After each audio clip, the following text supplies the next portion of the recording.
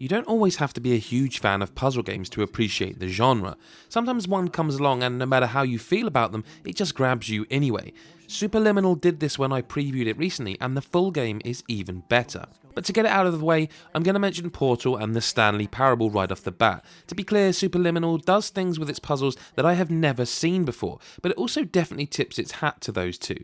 This is because it uses a similar narrative style, with a disembodied voice or two being the only direct storytellers in the game, be it an AI talking to you over a tannoy, or Dr. Pierce talking via tape decks found throughout each level as he hopes to guide you out of your dream. And that is the setting for Superliminal, a sort of Inception-like dream within which you have become trapped and the only way out is to go deeper, all the while solving mind-bending puzzles that are almost exclusively perspective-based. You find yourself constantly woken by an alarm repeating the same areas but with new challenges each time, before things get increasingly surreal and the puzzles begin taking new turns. At heart, Superliminal is a first-person, narrative-driven puzzle adventure. Puzzles begin simply enough, easing you into things by giving you blocks to place, using perspective to change their size and progress. You might be wondering how it works, and the only way to really explain it is as follows. Say you hold up a cube, its size is small, but bringing it closer to your eyes, and you can imagine that it's big enough to fill a room. Well, in this game, that's exactly what happens. If you let go of an object while it appears to be big enough to fill a room, it will actually fill up the room. It's ingenious, and you'll sometimes wonder just how Pillow Castle Games has managed to pull off these amazing tricks. Puzzles get even more incredible as you progress too. Remember the Riddler-type puzzles in Batman Arkham games? You'd have to line up the dot on a nearby wall with the curve of a building across the street so that it forms that question mark.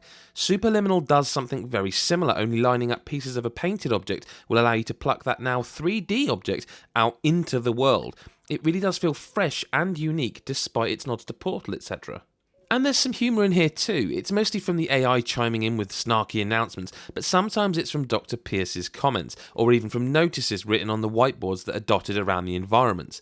A lot of these little comments and notices are important too, either filling in little gaps of the story or outright directing you to the correct puzzle solutions. In fact, there were only one or two puzzles in the whole game that felt a little out of place, with solutions that were neither hinted at nor perspective based, with one particular scene leaving me wandering in a loop for, well, far longer than I'd care to admit.